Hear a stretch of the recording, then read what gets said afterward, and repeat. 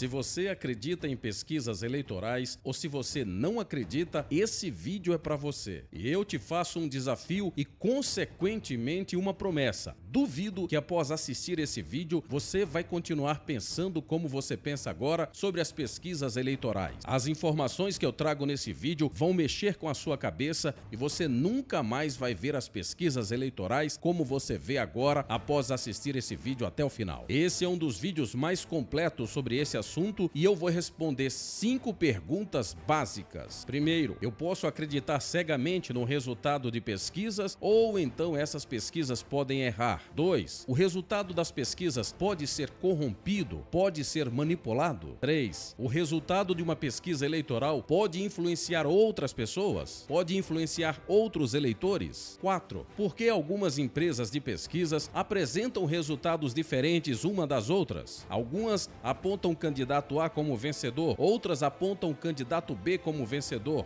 E 5, algumas dessas empresas de pesquisas já foram acusadas de estarem envolvidas em corrupção? A resposta a todas essas perguntas você vai ter no nosso vídeo de hoje. Como sempre, você é o meu convidado especial. Olá, tudo bem com você? Seja muito bem-vindo, seja muito bem-vinda. Eu sou o Adalex Góes, jornalista que transformo notícias e informações em opinião para te ajudar a sair da bolha. Hoje temos uma série de questões a serem respondidas, portanto vamos direto ao assunto. Lembrando a você que se não se inscreveu ainda no nosso canal, esse é o momento, se inscreva, acione o sininho das notificações e compartilhe o nosso material para que mais pessoas possam ter acesso a essas informações. Vamos à primeira pergunta. Posso acreditar cegamente nas pesquisas ou elas erram? Note o grau de responsabilidade ou irresponsabilidade de uma empresa dessas de pesquisas que divulga uma pesquisa mal elaborada, mal executada, mal feita e o estrago que pode causar em uma eleição. Para você ver como essas pesquisas erram e erram feio, veja o que a Veja fala sobre esse assunto. Tá aqui, ó, uma nova interpretação das pesquisas que pode mudar o resultado da eleição. Eles dizem aqui, vou deixar essa parte sublinhada, eles dizem: uma nova interpretação sobre os desempenhos de Lula e Jair Bolsonaro nas pesquisas eleitorais pode representar uma mudança importante no rumo das eleições e beneficiar o ex-capitão. O estudo é da Legacy Capital. Vamos agora a essa parte que eu grifei. Diz aqui, ó: as eleições presidenciais de 2006 a 2018 mostram que quanto maior for a escolaridade média do eleitorado do candidato, mais as pesquisas tendem a subestimar o seu resultado nas urnas, enquanto candidatos cujo eleitorado tem escolaridade média menor tendem a ter sua intenção de votos superestimada pelas pesquisas. Notadamente, os eleitores que se declaram graduados até o ensino fundamental tendem a se abster em maior proporção do que os de escolaridade mais elevada. O maior custo de transporte ao local de votação para esses eleitores explica, provavelmente, seja a parte importante desse efeito. Agora, essa é a parte mais importante desse raciocínio. Vamos lá. De acordo com a pesquisa IPEC da última terça-feira, 20, o ex-presidente Lula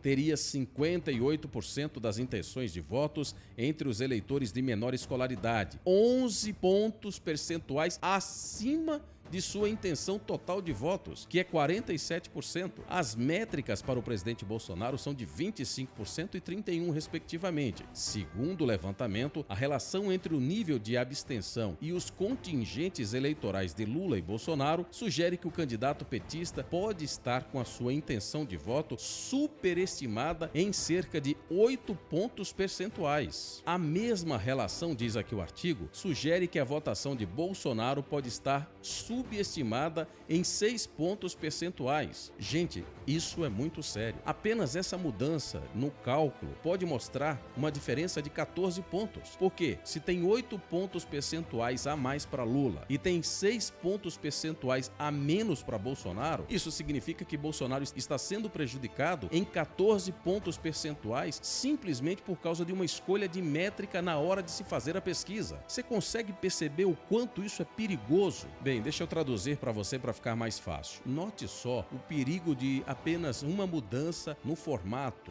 na métrica de se fazer a pesquisa, pode impactar diretamente no resultado final. Assim, uma pesquisa registrada, mesmo com os parâmetros definidos, pode estar distante da realidade, pode não refletir a realidade das urnas no dia das eleições. Mas algo ficou muito bem claro para você: mesmo que eles cometam um erro e que aquilo não reflita o resultado das eleições, mas pode influenciar eleitores indecisos para tomar uma posição, induzindo esses eleitores ao erro. É uma espécie de manipulação. Por isso, essas empresas de pesquisas têm uma séria responsabilidade e, portanto, devem ser fiscalizadas com muito rigor, justamente para não manipularem e influenciarem pessoas a tomarem posições contrárias àquilo que elas gostariam, justamente por trazer dados inverídicos, mentirosos ou que não reflitam a verdade. Bem, vamos usar uma matéria da BBC Brasil como base para conversarmos sobre o nosso assunto de hoje. Diz aqui, pesquisas eleitorais, como funcionam e por que nem sempre acertam o resultado final. A importância da amostra, diz aqui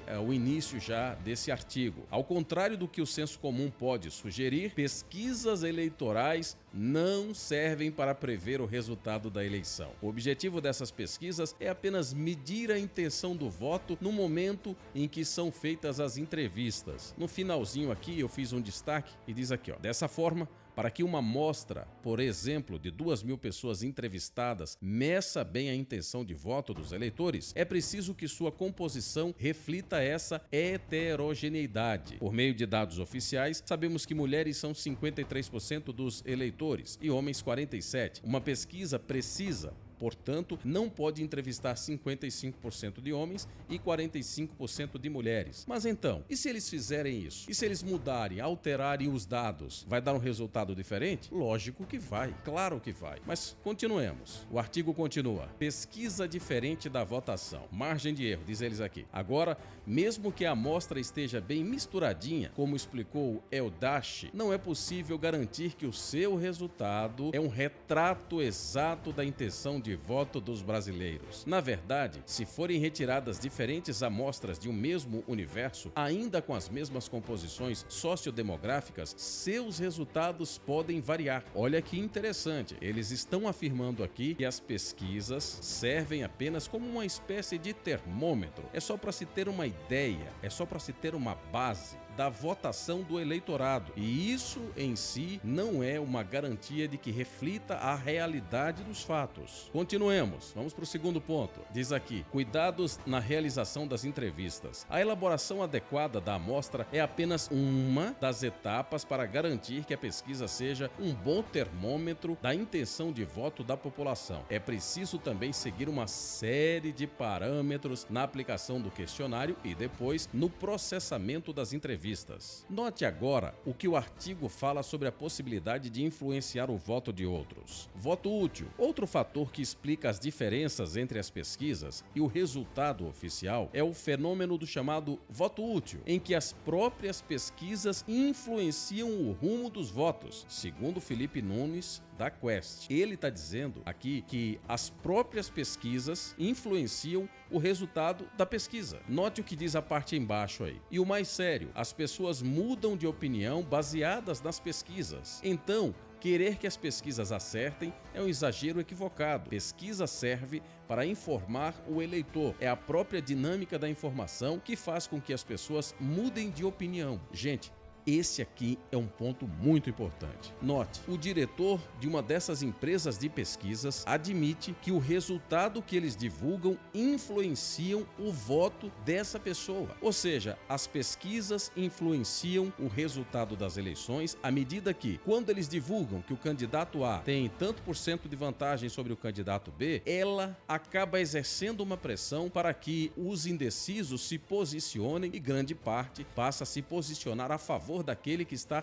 na frente. Vamos agora para um outro aspecto que também merece a nossa consideração. Será que alguns desses institutos de pesquisas já foram acusados de estarem envolvidos em algum tipo de corrupção? Vamos aos fatos. Diz aqui a matéria da Cruzoé. Diretor do Ibope diz que Renan acertou pagamento de pesquisas via JF. Em depoimento à Polícia Federal no dia 5 de novembro, a CEO do Ibope, Márcia Cavalari Nunes, afirmou que o instituto foi procurado pelo senador Renan Calheiros, do MDB, para fazer uma pesquisa ao custo de R$600 mil para a campanha do seu filho ao governo de Alagoas em 2014. O próprio senador teria avisado parte do pagamento viria da JF, uma holding que controla as empresas do grupo JBS, segundo o depoimento da executiva. Aquele pessoal que é ligado ao Lula, que são os amigos do Lula, lá o Joesley Batista, é o pessoal da JBS. Vamos lá. Propina pagou pesquisas para o PT,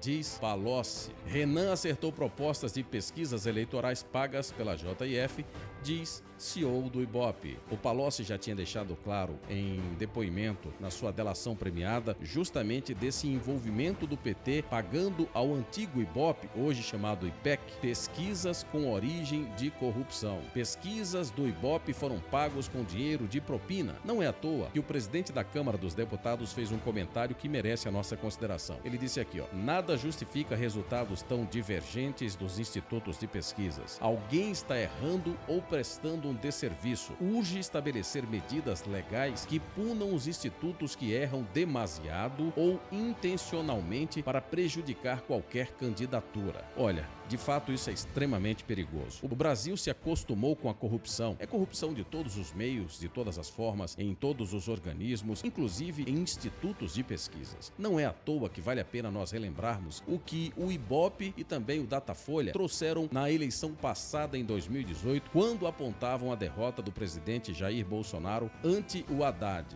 Veja só, publicado em 28 de setembro de 2018, às 9 horas e 27 minutos, diz aqui a Veja: Bolsonaro perde de Haddad por 45% a 39% no segundo turno, diz Datafolha. E eu pergunto a você, esse resultado se concretizou? Outros resultados falados pelo Datafolha e também pelo Ibope, hoje IPEC, se concretizaram? Claro que não, mas ficou claro uma lição importante, inclusive que o diretor de uma dessas empresas, a Quest, reconheceu: as pesquisas influenciam o voto dos indecisos. Então, por exemplo, imagine essas pesquisas que atribuem a vitória a Lula. Quantas pessoas indecisas escolhem votar no Lula por conta disso? E se o resultado das pesquisas fossem mais exatas, os candidatos que estão no primeiro lugar certamente seriam beneficiados. Mas e se é pago para essas empresas de pesquisa manipularem resultados? Isso vai ficar assim ou eles precisam ser punidos? É preciso que algo seja feito justamente para fiscalizar todos esses chamados, entre aspas, institutos de pesquisas, que na verdade são empresas de pesquisas. Assim, espero que esse vídeo possa ser um divisor de águas no seu entendimento, para que você possa ter uma compreensão de como as pesquisas funcionam aqui no Brasil e que, no dia 2 de outubro, você possa fazer a sua escolha conscientemente, lembrando que a sua decisão, que o seu voto vai definir o destino do país por mais 4 anos, não só para você, mas também para seus filhos, sua família e para todos os brasileiros. Se você gostou desse vídeo, compartilhe para que mais pessoas possam ter acesso a essas informações. Se você ainda não é inscrito, considere inscrever-se aí no nosso canal, logo abaixo, e eu te espero naturalmente no próximo vídeo. Até logo mais!